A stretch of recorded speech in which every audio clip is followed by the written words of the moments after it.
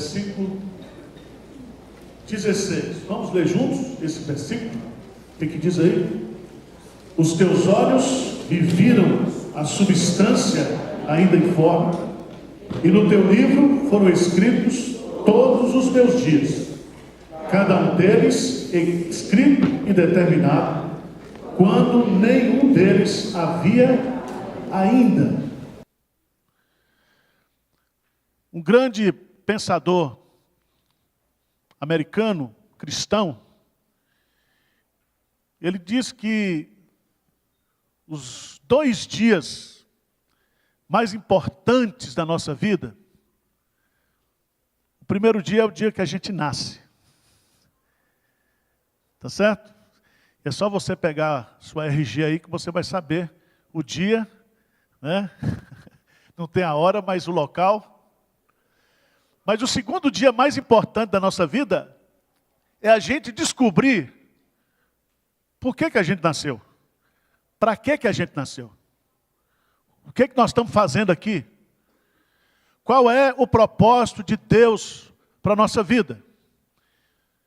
E quando a gente lê esse versículo aí do Salmo 139, que fala sobre a onipresença, a onisciência e a onipotência de Deus, você descobre que Davi revela para nós que nós, individualmente, fazemos parte de um projeto que de Deus. Que nós fomos conhecidos em substância ainda informe. E todos os nossos dias foram escritos e determinados. E aí a gente vai descobrir que Deus trabalha com planos, com projetos. Vamos abrir lá no Salmo, ou em Jó, volta um pouquinho aí, Jó, capítulo 42.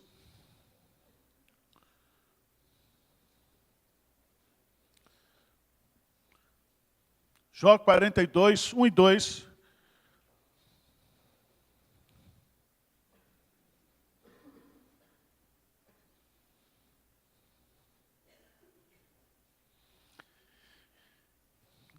Vamos ler juntos? Então respondeu Jó ao Senhor: bem sei que tudo podes, e nenhum dos teus planos pode ser o quê?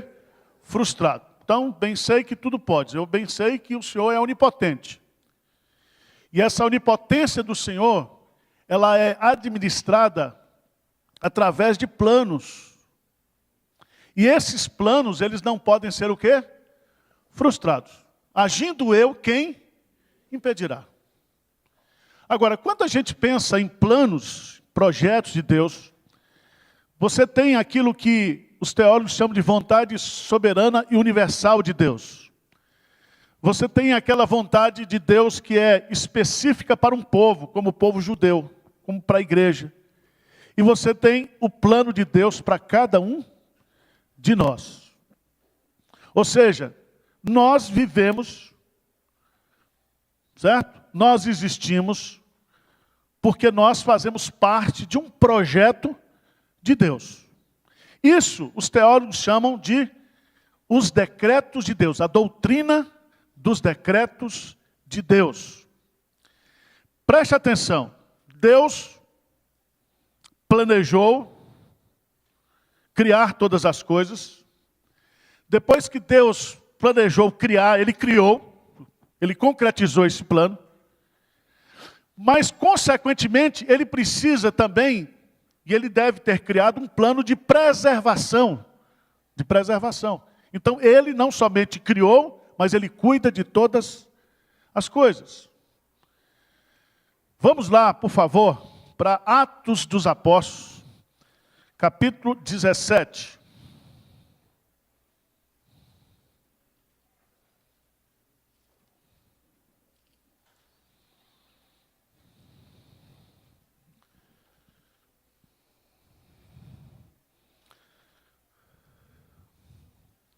A partir do versículo 24, Atos 17, a partir do versículo 24. O que diz aí? O Deus que fez o mundo e tudo que nele existe, sendo ele Senhor do céu e da terra, não habita em santuários feitos por mãos humanas, nem é servido por mãos humanas, como se de alguma coisa, pois ele mesmo é quem todos dá vida, respiração e tudo mais. De um só fez toda a raça humana para habitar sobre toda a face da terra, havendo fixado os tempos previamente estabelecidos e os limites da sua, para buscarem a Deus, se porventura tateando posso achar, bem como que não está longe de cada um de nós. Versículo 28. Pois nele vivemos, nos movemos e existimos, como algum dos vossos poetas tem dito, porque dele também somos o quê? Geração. Então, o plano de Deus, os decretos de Deus envolvem a criação, envolve a preservação, e aí vem, consequentemente, que os planos de Deus envolvem também o quê? A redenção. E aí nós vamos entrar naquela maravilhosa doutrina da eleição. Se você não crê, é problema seu. Certo? Pastor, eu não creio na doutrina da eleição. Então continue incrédulo. Mas eu não entendo. Tudo bem. Entender, tem um monte de coisa que você não entende. Tem muita lei da física que você não entende. Entende? Por que o universo está solto? Né? E eu queria que você observasse uma coisa muito bonita que Paulo vai colocar em Colossenses, capítulo 1. Colossenses, capítulo 1. Quando ele fala da pessoa de Jesus.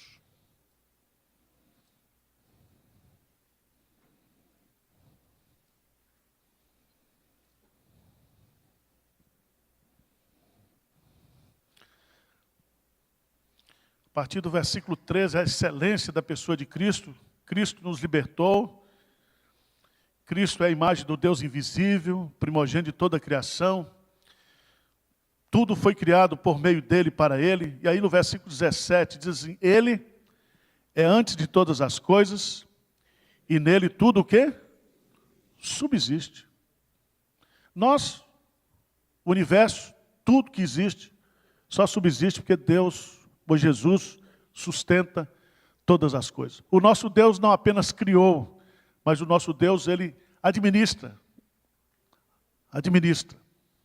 Tá certo? Então, esse é um tema dos nossos estudos hoje. Nós vamos conversar um pouco sobre os decretos de Deus. Tudo bem? Decretos de Deus. Vamos lá. Primeiro vamos definir o que são os decretos de Deus. Wayne Grudem, na sua teologia, ele diz: os decretos de Deus são os divinos desígnios eternos, por meio dos quais, antes da criação do mundo, ele determinou realizar tudo o que acontece. A Confissão de Fé de Westminster diz assim: os decretos de Deus são o seu eterno propósito, segundo o conselho da sua vontade, pelo qual, para a sua própria glória, ele predestinou tudo o que acontece. Tudo que acontece. Abra sua Bíblia lá, no Salmo 33, versículo 11.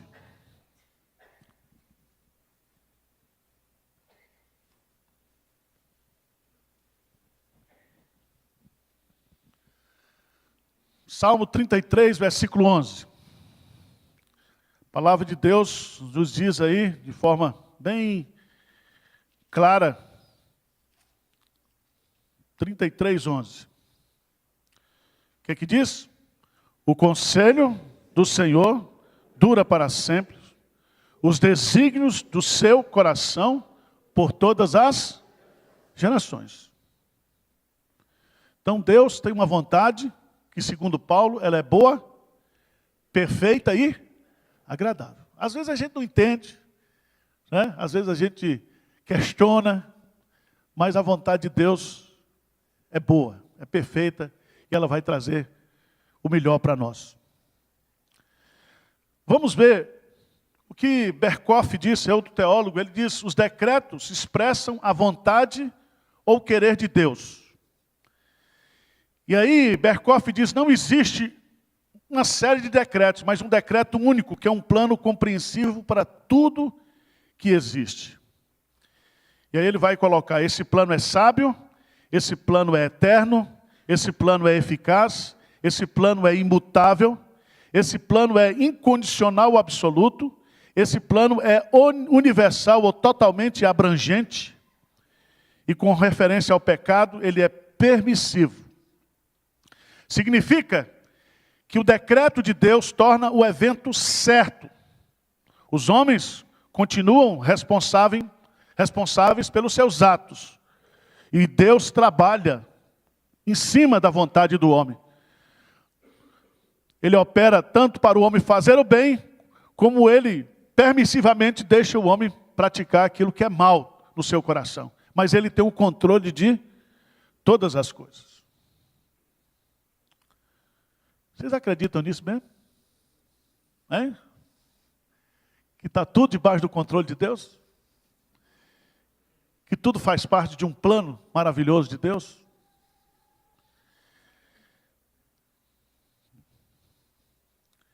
Eu já falei aqui, né,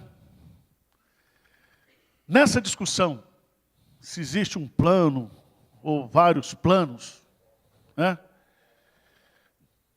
Tem duas conclusões lógicas. A primeira delas é a seguinte: primeiro, há uma lógica na ação divina. Ele planeja, ele cria e ele o quê? Preserva. Doutrina dos decretos de Deus, da criação de Deus e da providência de Deus. Segundo, há uma lógica que na realização da sua vontade soberana, Deus faz o que quer, deixa de fazer o que não quer e permite aquilo que Ele quer o quê? Permitir. Salmo 115. Onde está o nosso Deus? O nosso Deus está no céu. E tudo faz como lhe agrada. Ele é soberano. Ele faz, quando Ele quer fazer, Ele faz. Quando Ele não quer fazer também, Ele não faz e não deixa o quê? Ninguém fazer. Certo? Foi o que Ele disse lá, por exemplo, para o Balaão, né? Balaão, não adianta você amaldiçoar a quem eu o quê? Abençoei. Então, não adianta jogar praga para crente, não adianta fazer macumba contra crente. O crente está com o corpo fechado. Salmo 91. Não adianta. Aquele que habita no esconderijo do Altíssimo, a sombra do Onipotente, o quê? Descansará. Agora, irmãos, Deus, Ele dá corda para a gente também. Certo? Ele chama a gente e diz: não faça isso. Se você quer fazer, então Ele deixa fazer. Aí vem a vontade o quê? Permissiva de Deus. Então nós temos os decretos eletivos, nós temos os decretos preteritivos e nós temos os decretos o quê? Permissivos. Nós temos a vontade de Deus eletiva, nós temos a vontade de Deus preteritiva, quando Ele diz não. Ele diz isso para Moisés, né? Ele disse isso para Paulo. Paulo orou pedindo para que Deus tirasse o espinho. Ele disse: não vou tirar espinho coisa nenhuma. A minha graça o quê? Te basta. Vai ficar esse espinho aí para você ficar humilde. Moisés queria entrar na terra prometida. Deus disse: você não vai entrar. Olha para a terra, contempla e morre. Pronto. Tá certo? Então, Deus não tem plano B. Deus, com Ele, não tem aquilo que a gente gosta de falar aqui, do politicamente o quê? Correto. Sim, sim, não, não. Não tem outra alternativa. Tá certo? Mas vamos pegar alguns textos para a gente entender como é que funciona na prática esse negócio dos decretos de Deus. Primeiro, os decretos de Deus, eles funcionam em primeiro lugar, na questão da doutrina da redenção. Vamos abrir lá em Efésios, capítulo 1.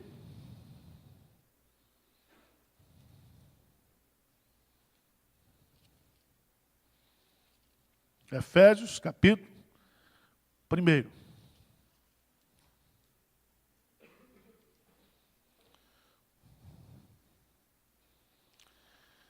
A partir do versículo 3, diz assim: Bendito Deus e Pai de nosso Senhor Jesus Cristo, que nos tem abençoado com toda sorte de bênção espiritual nas regiões celestiais, assim como nos escolheu nele, antes da fundação do mundo, para sermos santos e irrepreensíveis perante ele. E em amor, nos predestinou para ele, para a adoção de filhos por meio de Jesus Cristo, segundo o beneplácito de sua vontade, para louvor da glória de sua graça, que ele nos concedeu gratuitamente no amado, no qual temos a redenção pelo seu sangue, a remissão dos pecados, segundo a riqueza da sua graça. Veja versículo 11, o que diz aí? Nele, digo, no qual fomos também feitos heranças, predestinados segundo o propósito daquele que faz todas as coisas, conforme o conselho da sua vontade. Então tem um conselho aí que é chamado conselho da vontade de Deus, desígnios de Deus, planos de Deus, vontade de Deus, tudo isso remete para esse conceito dos decretos de Deus. Agora veja bem que Paulo, vamos ver no texto aí, diz que nós fomos abençoados com toda sorte de bênçãos, o quê? Espirituais. E a principal bênção espiritual é a bênção da escolha, assim como nos escolheu. Ele nos escolheu, Paulo está dizendo aqui. Então aqui, ele na sua soberana vontade, ele nos escolheu. E aqui tem a doutrina da eleição, que mais embaixo é chamado de predestinação. Predestinação.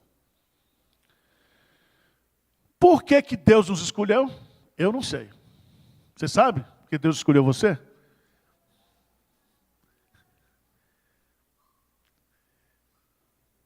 Spurgeon diz o seguinte: Deus me escolheu porque eu jamais o quê? O escolheria. Deus me escolheu antes de eu nascer, porque depois de nascido, eu jamais o escolheria. Deus me escolheu por razões que eu desconheço, porque eu não vejo em mim nenhuma razão para que Ele pudesse o que me escolher. Porque a escolha de Deus, ela é uma escolha soberana, incondicional. A base da escolha não está no objeto escolhido, mas na vontade expressa do Deus soberano. Veja no texto que Ele nos escolheu para quê? Assim como nos escolheu nele. Nele quem? Em Cristo Jesus. Deus nos escolheu em Cristo Jesus, ou para sermos de Cristo Jesus. Por isso que Jesus diz assim: eu sou o bom pastor, e o bom pastor conheço as minhas ovelhas, e eu vou dar a minha vida, não pelo mundo, eu vou dar a minha vida pelas minhas ovelhas. E aí vem uma lógica, que a escolha de Deus faz com que a expiação de Cristo, ela seja limitada apenas às ovelhas de Cristo, aos eleitos de Deus, aqueles que estão escritos no livro da vida. Tá certo? Agora, veja aqui, assim como nos escolheu nele, quando? Qual foi o tempo da escolha? Antes da fundação do mundo. Então quem nos escolheu foi Deus. Deus nos escolheu em Cristo Jesus. O tempo da escolha, antes da fundação do mundo. Então veja bem, diz assim: no princípio criou Deus os céus e a terra. No princípio de quê? Do tempo, do universo, da humanidade. Só que Deus, Ele é pré-existente ao tempo. E antes que o tempo existisse, antes que tudo existisse, Ele então estabeleceu o plano da criação, o plano da preservação e o plano da redenção. Ele planejou tudo. Qualquer reclamação, Procon celestial. Manda para lá uma queixa para Deus. Tá certo? Se você ficar revoltado, é problema seu.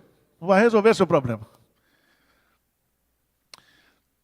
Quarta coisa nesse versículo.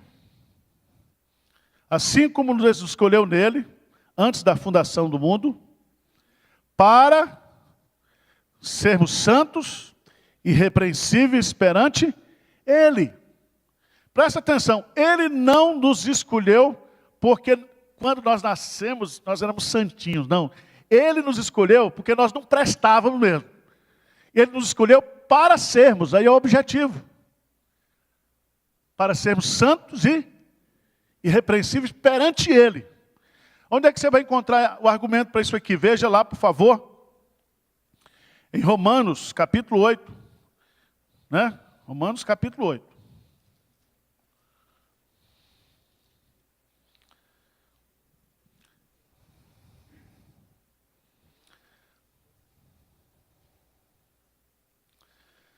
Versículo 29 e 30. Vamos ler juntos aí? O que diz? Porquanto aos que de antemão conheceu, também os, para serem conformes à imagem de seu Filho, a fim de que ele seja o primogênito entre muitos irmãos. E aos que predestinou, a esse também, e aos que chamou, a esse também, justificou. E aos que justificou, a esse também o quê? Glorificou. Então o plano de Deus já está completo. Você é crente, salvo. Né? E você já está salvo mesmo. E você não vai perder a sua salvação. Mesmo que você caia na besteira e dizer assim, não, já que eu estou salvo, eu vou pedir umas férias. Né? Tirar umas férias aí para pecar um pouco. Eu estou salvo mesmo. Aí você tem que entender que uma pessoa que é crente nunca pensa assim. Certo? Jesus diz assim, não fostes vós que me escolhestes, mas eu vos escolhi a vós outros, e vos nomeei para que vades e deis fruto, e o vosso fruto o quê? Permaneça, para que tudo quanto pedirdes a minha oração, eu vos conceda. A predestinação, a eleição não é para pecar. A eleição é para sermos santos e irrepreensíveis, o quê? Perante Ele. Vamos ver o que Pedro diz, lá na sua segunda carta de Pedro. Pedro também, irmãos, era presbiteriano. Pentecostal presbiteriano, é assim. Né? Segunda carta de Pedro.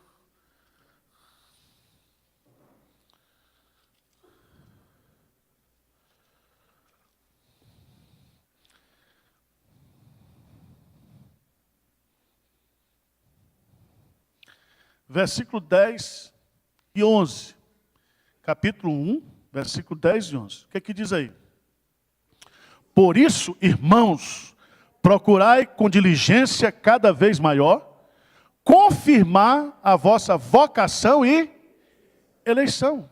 Porquanto procedendo assim, não tropeçareis pois desta maneira que vos será amplamente suprida a entrada no reino eterno de nosso Senhor e Salvador, Jesus Cristo. Você precisa confirmar a sua vocação e a sua o quê? Eleição. O seu chamado e a sua eleição. Aos que Deus predestinou, a Ele também chamou. E esse que se chamou, Ele também o quê?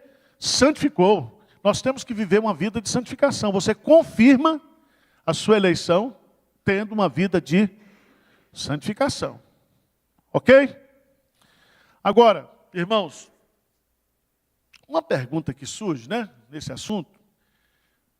Pastor, se o pessoal está eleito, por que a gente vai pregar? Porque a salvação vem pelo ouvir. E ouvir o quê? A palavra de Deus. Quem sabe aqui quem são os eleitos? Só Deus. Só Deus. Se eu soubesse, se eu tivesse aquela cópia do livro da vida, eu não estava perdendo tempo com vocês. Não estava abrindo igreja em São Paulo. Aí eu ia pegar esse livro e ia chegar, meu amigo, seu nome está no livro da vida. E ainda cobrar uma comissão. Me dê aí uma comissão, que você já está no céu, e só eu tenho esse livro. Né? Mas não é assim. Jesus diz, ide por todo mundo e pregai o evangelho a toda criatura. Quem crê, será salvo. Quem não crê, já está condenado. Porque a pregação do evangelho é para o sujeito sair do estado de morte espiritual para a vida espiritual. E o que é pregar o evangelho? Pregar o evangelho é pregar no cemitério. Você prega para um monte de defunto espiritual. E aí o Espírito Santo vem e o quê? Dá vida. Dá vida. Porque a semente da vida é a palavra de Deus. Lembra dos terrenos lá, que são os corações humanos? Então nós temos que lançar a semente, nós temos que pregar. E o Espírito Santo é quem faz a obra de conversão. O Espírito Santo, lá na Trindade, sabe quem são os eleitos e tudo. E o Deus que predestina os meios, também predestina o quê? Os fins. Os fins. Tudo bem, né? Vocês estão olhando para mim, ou vocês estão sabendo tudo. Tá certo? Mas vamos lá. Diz assim que ele nos predestinou. E aí, há uma coisa bonita aqui em Efésios. Porque uns pregadores famosos aí estão dizendo na televisão, eu não posso citar o nome para não ser processado, que a doutrina da predestinação é a doutrina do diabo. Mas não é não, irmãos. Não tem nada a ver. Veja o que Paulo vai colocar aqui em Efésios. Assim como nos escolheu nele antes da fundação do mundo, para sermos santos e irrepreensíveis perante ele. E aí diz assim, e em amor nos o quê? Predestinou. Porque ele nos amou, ele o quê? Nos predestinou. Então veja bem, a doutrina da predestinação, da eleição para a redenção, ela é um ato do amor de Deus. Eu não compreendo isso. Né? Eu não compreendo. Por que Deus amou um e não amou o outro para escolher? Eu não entendo. Certo? Eu já estou muito satisfeito em achar que eu estou eleito. E aí é uma questão muito séria, porque a gente não compreende Deus. Paulo, quando vai tratar desse assunto em Romanos 9, 10 e 11, ele termina com aquele cântico, ó profundidade da riqueza, da sabedoria. Quem foi o seu conselheiro? Né? Quem é que pode entender Deus? Então, o certo é o seguinte, é que a doutrina da eleição, ela é a causa da nossa salvação. Porque fomos eleitos, somos convertidos. É a base. Vamos pegar 2 exemplos. E eu quero pegar, por exemplo, Atos 13, 48.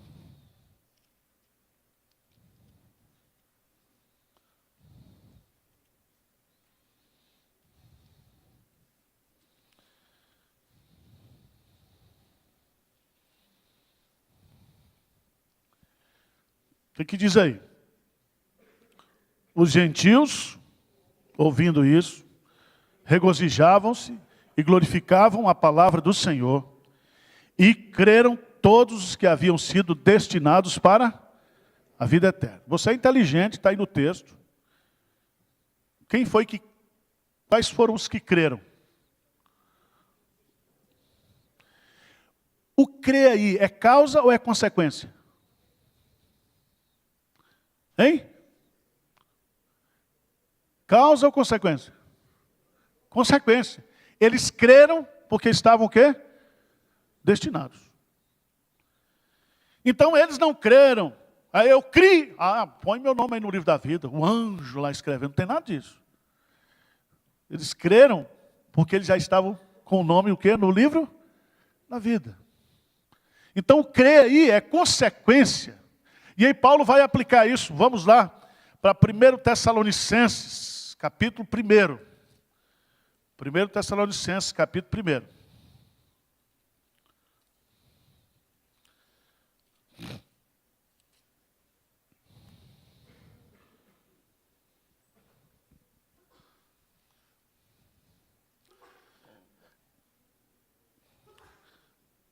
Vocês conhecem a história da igreja de Tessalônica, Atos capítulo 17. Paulo saiu escorraçado lá de Filipos, depois vai para Tessalônica, depois para Bereia, depois para Corinto e Atenas. E chega por último em Éfeso, sua segunda viagem missionária. E ele planta essa igreja lá na cidade de Tessalônica, provavelmente em um mês intenso de pregação. E muitas pessoas se converteram. Aí ele escreve a carta, dizendo aí,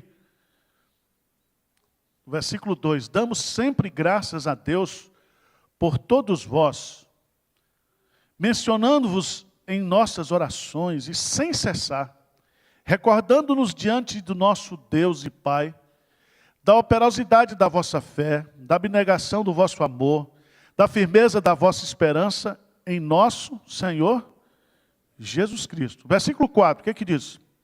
Reconhecendo, irmãos amados de Deus, a vossa o quê? Eleição. Como é que a gente reconhece a eleição? Quando o sujeito o quê? Se converte. E começa a ter essas 3 características aí do amor, né? Então ele escreve para dizer isso, vocês de fato são eleitos de Deus.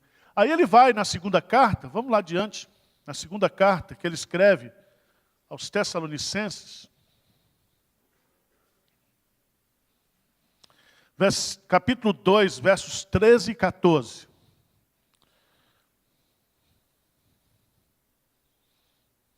Segundo Tessalonicenses 2, 13 e 14. Vamos lá? Lê juntos? Entretanto, devemos sempre dar graças a Deus por vós, irmãos amados pelo Senhor, porque Deus vos escolheu desde o princípio para a salvação, pela santificação do Espírito e fé na verdade, para que também vos chamou mediante o nosso Evangelho, para alcançardes a glória de nosso Senhor Jesus Cristo. Veja bem, graças a Deus, por vós, irmãos amados pelo Senhor. Então a eleição não é uma doutrina do diabo, a doutrina de Deus. Porque Ele nos amou, Ele nos escolheu. E Ele nos escolheu para quê? Para a salvação. Aqui vem uma discussão se existe a dupla predestinação ou a predestinação para a salvação.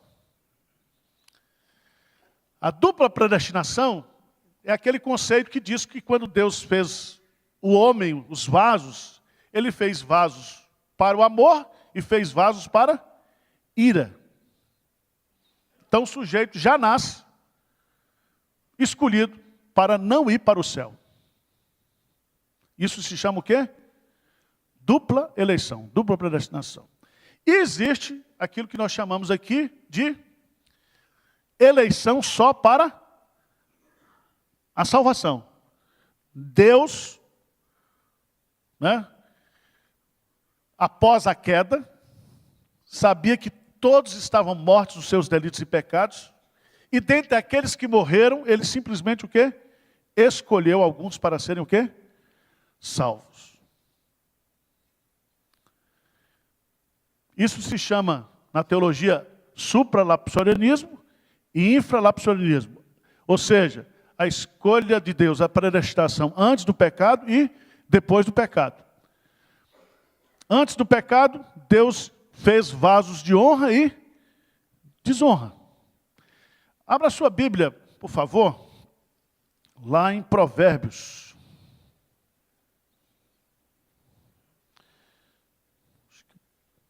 Provérbios 16.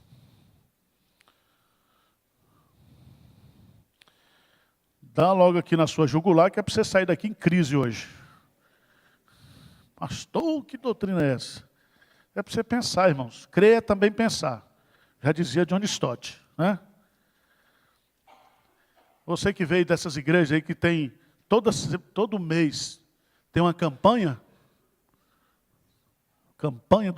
da Casa Nova, campanha do não sei o quê, e você fica só nessa, indo para o inferno. Então você precisa estudar a Bíblia mesmo. Tá certo? Comprando travesseiro sagrado, comprando uma almofadinha sagrada. Tá certo? Fazendo aquelas correntes das 7 quartas-feiras. E aí, o sujeito se frustra, aí faz de novo. Né? O mês de Esther, o mês de Jacó, o mês de não sei o quê, sai fora disso. Você tem que estar agarrado com a Bíblia. E você tem que estudar a Bíblia seriamente. Tá certo? Porque Deus não é lúdico nem telúrico. Deus podia ter dado para a gente, sabe o quê? Um computador com tudo.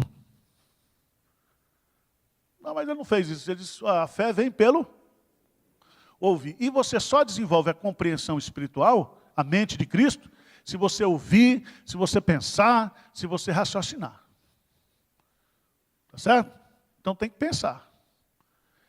E pensar com a mente submissa, o quê? A palavra de Deus. Não é pensar o que quer também, não.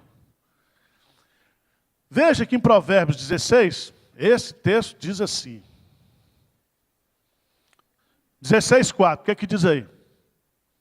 O Senhor...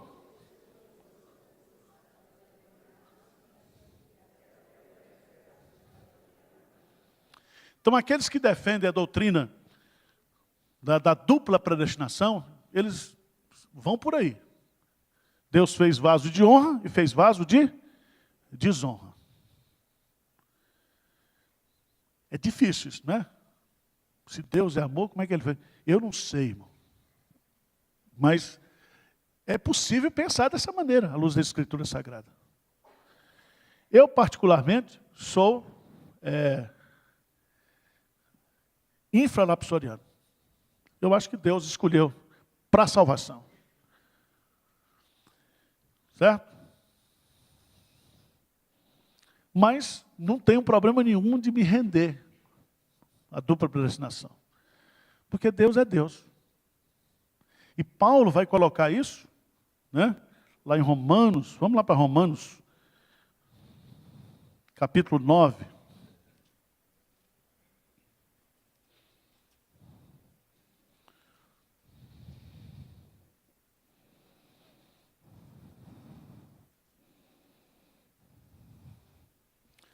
A partir do versículo 19. Veja, irmão, isso é feijoada, tá? Se você for fraco na fé, você vai ter desinteria espiritual hoje. É substância. Tem gente que não pode ouvir certas doutrinas, não, que o cara fica doido, né? Veja o que Paulo diz, a partir do versículo 19 de Romanos 9. Tu, porém, me dirás, de que se queixa ele ainda? Pois quem jamais resistiu à sua vontade? Versículo 20, lê comigo aí. Quem és tu, ó homem, para discutires com Deus? Porventura pode o objeto perguntar a quem o fez, por que me fizeste assim? Ou não tem o oleiro direito sobre a massa, para do mesmo barro fazer um vaso para a honra e outro para? Que diremos, pois, se Deus, querendo mostrar a sua ira e dar a conhecer o seu poder, suportou com longanimidade os vasos de ira preparados para perdição, a fim de que também desse a conhecer as riquezas da sua glória em vasos de misericórdia, que para a glória preparou o quê? De antemão. Aí Paulo coloca, eu estou com ele aqui, os quais somos o quê? Nós, a quem também chamou, não só dentre os judeus, mas também dentre os gentios, assim como também diz em Oséias, chamarei meu povo ao que não era meu povo, e amada a quem não era o quê? Amada.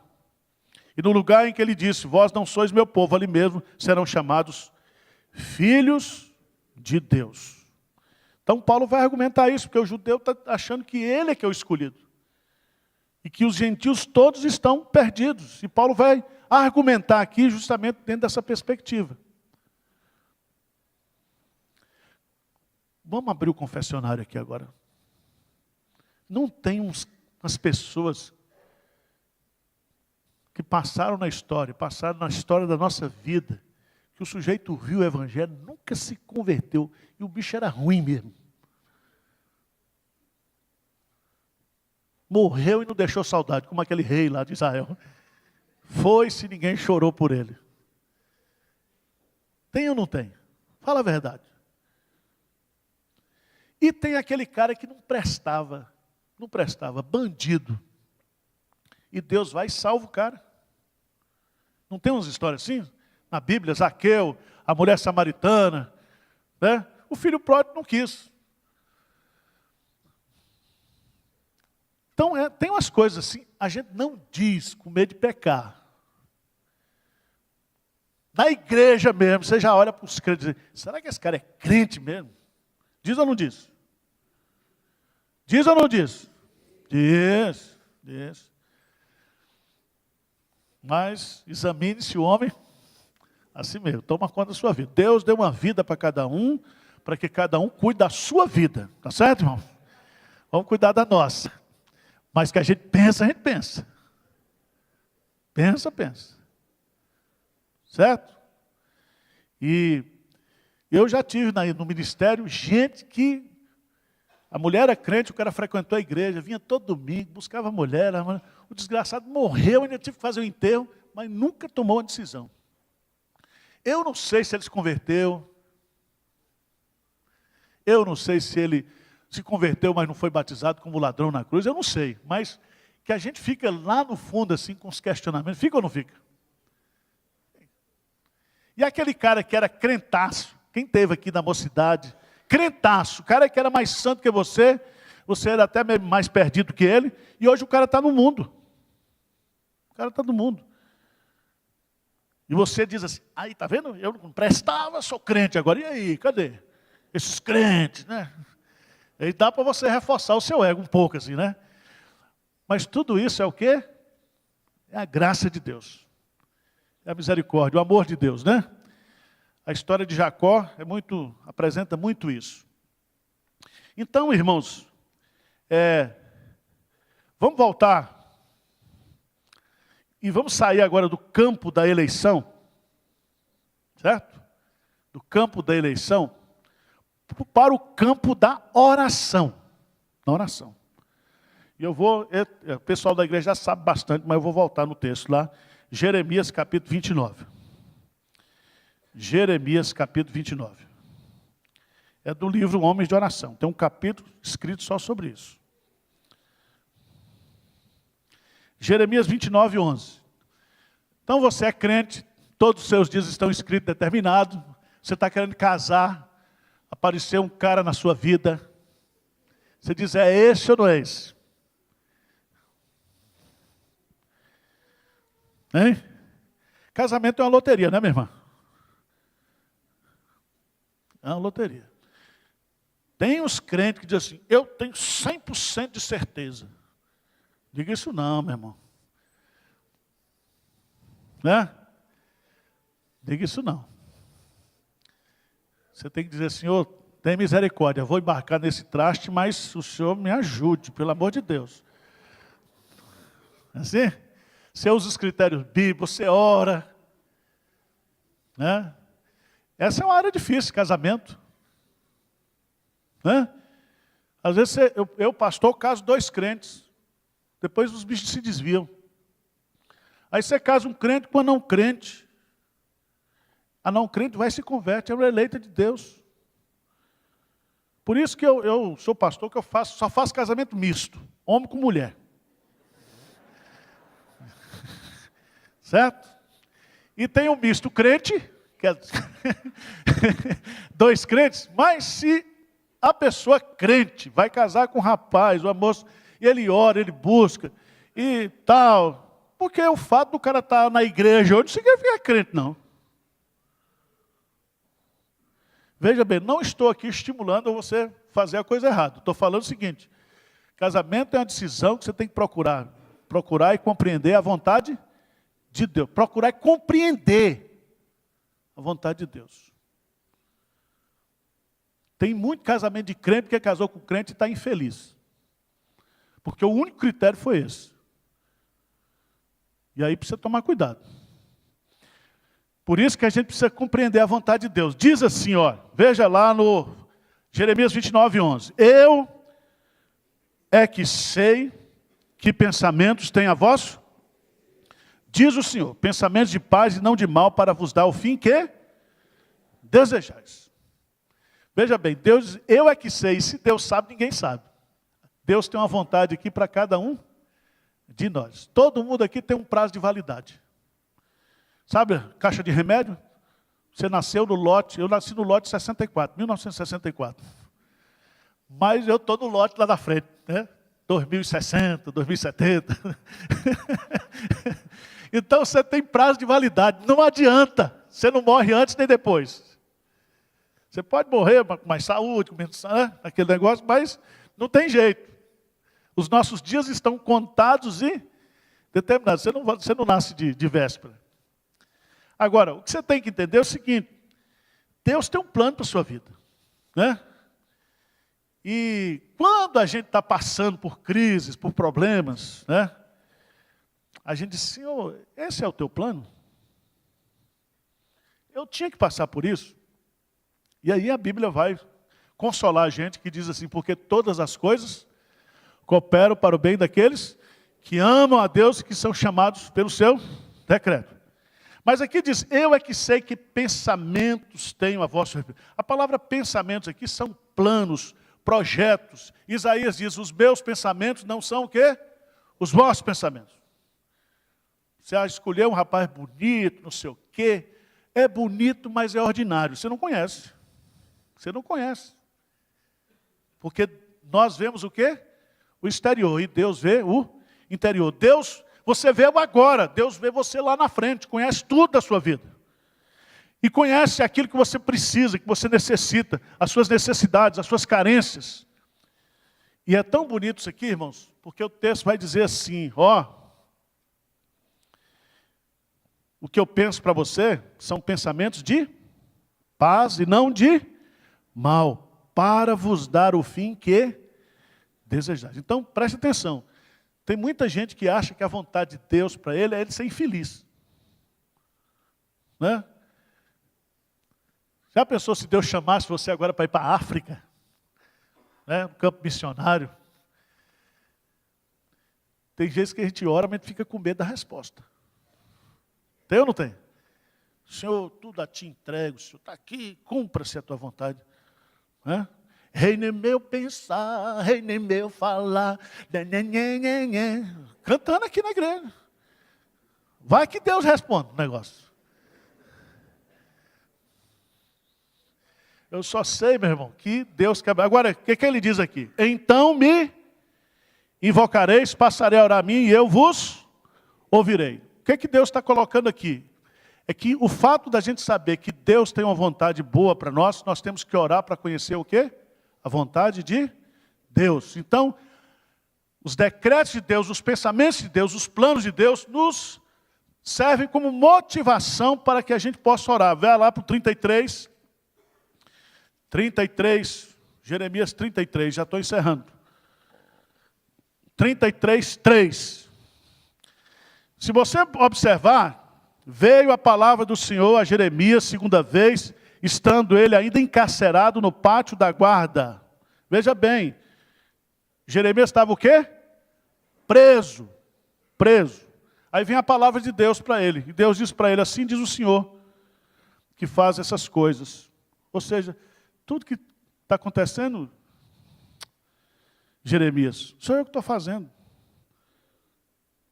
O Senhor que as forma para as estabelecer. Senhor é o seu nome. Versículo 3, 33, 3. Invoca-me e te responderei. Anunciar-te-ei coisas grandes e ocultas que não sabes. O que significa isso? Significa que Deus tem planos, Deus tem projetos, Deus tem ideias, pensamentos. E eu preciso o quê? orar para conhecer isso. Tá certo, irmãos? Alguma pergunta? Está encerrando. 11h40. 10h40, desculpa. Alguma pergunta? Vocês estão bem, viu? Catedrático mesmo. Mas esse assunto é um assunto tranquilo. É só você se render à soberania de Deus, está tudo certo. Né? Vamos ficar de pé para a gente orar? Lourdes Poliana, faça uma oração, por favor.